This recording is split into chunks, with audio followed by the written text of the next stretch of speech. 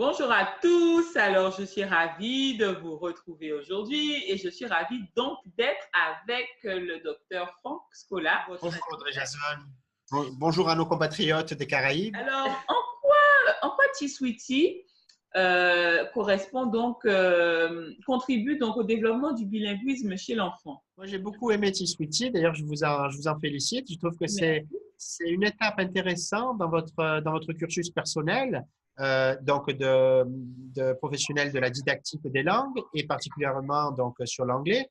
Donc, en fait, je pense que vous avez allié euh, plusieurs de vos compétences, pas seulement celles acquises sur les bancs d'une fac, n'est-ce pas?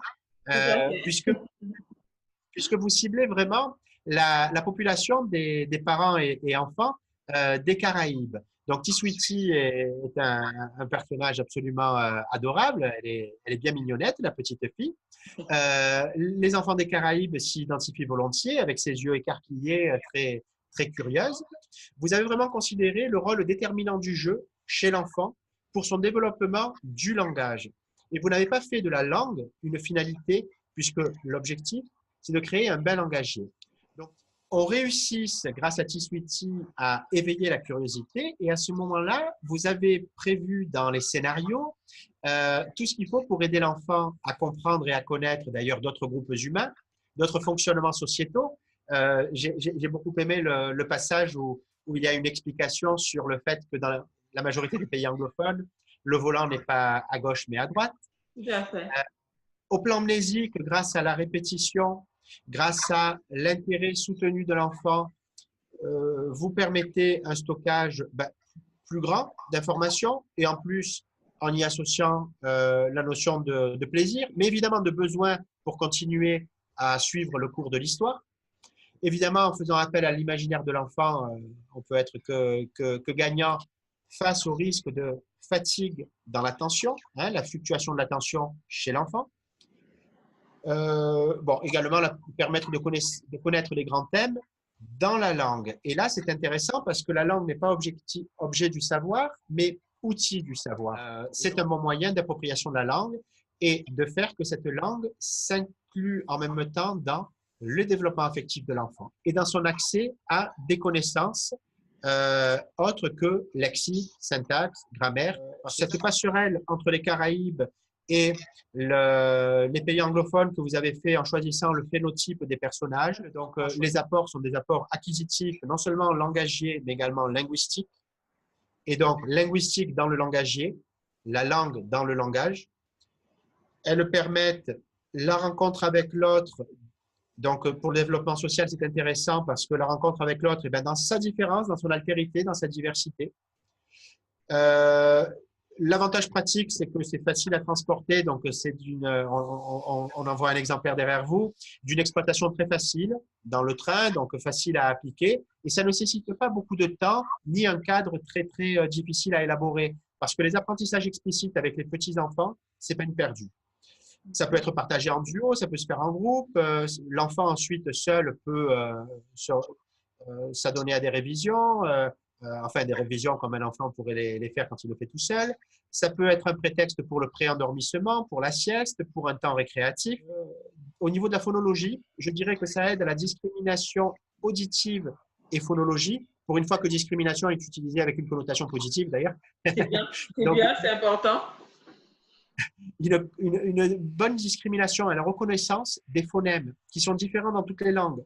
Et l'enfant, le petit enfant, arrivera avec plus de curiosité, on arrivera plus à susciter sa curiosité que chez l'adolescent, des études l'ont démontré, sur des phonèmes qui n'existent pas dans sa langue. Bien. La familiarisation alors avec ces autres phonèmes, la mémorisation de ces phonèmes, mais également des syllabes, puis des mots, puis des phrases et des expressions. L'association du geste, ça j'aurais dû le dire quand même, mais tel qu'on le voit dans les vidéos animées que vous avez faites, qui sont d'une grande qualité, qui sont très attractives même pour les papas. L'association du geste à un mot, c'est extrêmement rentable. Et ça porte un nom en pédopsychiatrie, c'est la conceptualisation et la contextualisation de la langue, en associant à à un mot, un lexique d'une autre langue, un contexte ou bien une action ou bien un objet. Donc, bravo. Et puis, voilà, j'aime beaucoup T-Sweetie. Merci, merci. C'est vraiment très gentil, ça me fait plaisir. J'ai pas arrêté de sourire d'entendre un professionnel, un expert me dire autant de bien de T-Sweetie. J'y ai mis tout mon cœur. J'y ai mis tout mon cœur et toute mon énergie. Donc, je suis ravie d'entendre que ça, l'objectif est atteint, que ça contribue au bilinguisme chez l'enfant par plusieurs aspects, audio, écrit. Je suis ravie. Oui, mais il ne faut pas vous arrêter là. Pas du tout, pas du tout. C'est pas de mon intention, c'est pas de mon intention. J'ai la seconde aventure sortira au premier trimestre 2019. Donc, je continue sur la même lancée. Il y a plein d'aventures qui sont prévues dans les îles, mais aussi dans les pays anglophones. Et face à un retour aussi positif d'un expert, d'un professionnel, ça donne envie de continuer, d'aller bien plus loin. Donc, C'est ça. Là, vraiment, en revanche, il faut quand même passer par une formation des parents. Vraiment leur dire que si l'objectif, c'est pas l'éveil linguistique, mais l'appropriation d'une langue, hein, une éducation bilingue, il faut quand même se lancer dans un effort soutenu et durable avec voilà, une vie dans la langue, avec des moments de vie dans la langue et non pas seulement dans des temps récréatifs. Parce que sinon, on n'est pas dans le bain linguistique, mais dans l'immersion, tout à perçue comme artificielle et donc, en tout cas chez l'enfant, pas aussi bénéfique que ce que ça le serait si, voilà, comme on le disait en début d'entretien, on avait cette véritable réponse aux besoins, à l'envie. Alors, je vous laisse faire le mot de la fin et nous parler donc de vos écrits sur l'enfance bilingue. Alors, concernant mon livre Comprendre et accompagner l'enfance bilingue, donc dans la version française, la première version est parue en 2015. On est déjà à, je crois, 12 000 exemplaires dans 5 langues, le français, l'anglais, l'italien, l'espagnol et vient d'arriver le petit frère en russe. Parfait! Il est distribué par Hachette Monde dans 52 pays. Et en fait, il correspond à une mission que je m'étais fixée quand je m'apercevais que finalement, c'était les acteurs, ceux qui avaient le plus besoin de connaître les acquis de la recherche sur l'enfance bilingue, qui finalement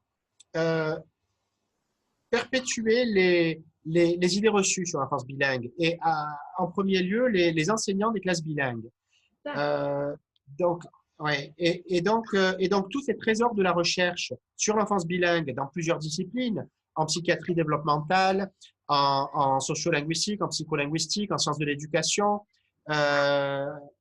j'en ai fait une dissection et puis j'ai récupéré ça pour en faire, et puis également avec ma pratique clinique, également avec ma pratique en médecine scolaire. Je me suis efforcé de fournir aux parents, aux enseignants et aux soignants le minimum à savoir pour pour mener à bien un projet d'éducation bilingue en faisant quelques rappels notionnels en début de livre, puis en déconstruisant certaines idées reçues, encore foisonnantes sur le sujet, en abordant la question du développement cognitif, du développement identitaire, de la sociologie également, puisqu'il y a toute une sociologie autour de l'enfance bilingue. Elle ne correspond pas seulement aux enfants nés comme ceux de Guadeloupe dans un territoire où plusieurs langues cohabitent, mais parfois c'est du fait d'une migration, parfois c'est du fait de l'adoption à l'international, parfois c'est du fait qu'on est issu d'une histoire d'amour entre un papa parlant une langue et une maman parlant une autre langue. Donc, dans cette situation-là, c'est la sociologie. Et puis voilà, ensuite j'ai abordé quelques aspects pratiques, certains pièges à déjouer, et évidemment, étant médecin, les situations pathologiques, le bégaiement, que j'ai beaucoup à cœur, hein, sur lequel je suis en train de travailler. D'ailleurs, j'accompagne plusieurs étudiantes en orthophonie pour soutenir leur travail de fin d'études sur le sujet. Et il faut savoir qu'il n'y a pour l'instant que 2 études dans le monde sur le sujet, qui sont quand même pas mal biaisées, puisqu'elles ont été faites aux États-Unis chez des enfants qui avaient des conditions de vie qui pronostiquent de mauvais pronostics pour leur développement langagier tout court. Donc là, on va vraiment essayer dans le travail qu'on fait avec ces étudiantes de se focaliser sur le facteur diversité linguistique et influence sur le bégaiement. Très intéressant, Voilà. le bégaiement, parce qu'il y a il y a beaucoup d'enfants qui sont touchés par le bégaiement. C'est très bien. Et plus parmi les plurilingues. Et plus parmi les plurilingues, non, mais c'est également aussi bon à savoir qu'à travers vos travaux, on peut trouver des informations sur le bégaiement. Donc, je vous laisse continuer. Ben voilà, ben moi je vous remercie beaucoup. J'espère à l'occasion venir intervenir du côté de chez vous. Ben, ce serait avec plaisir. En tout cas, je vous remercie beaucoup pour votre intérêt, votre disponibilité. Et puis, nous restons en contact. J'espère que nous échangerons. Nous continuerons à échanger sur l'enfance bilingue pour apporter donc les informations nécessaires dont les parents ont besoin. Ben, je vous remercie encore vivement et puis nous Moi qui restons vous en remercie. contact. Et à très bientôt, docteur Scola. Voilà. Et je continuerai à suivre assidûment les aventures de la mignonne Tiswiti. Merci beaucoup. Allez, à bientôt. Au revoir. À bientôt.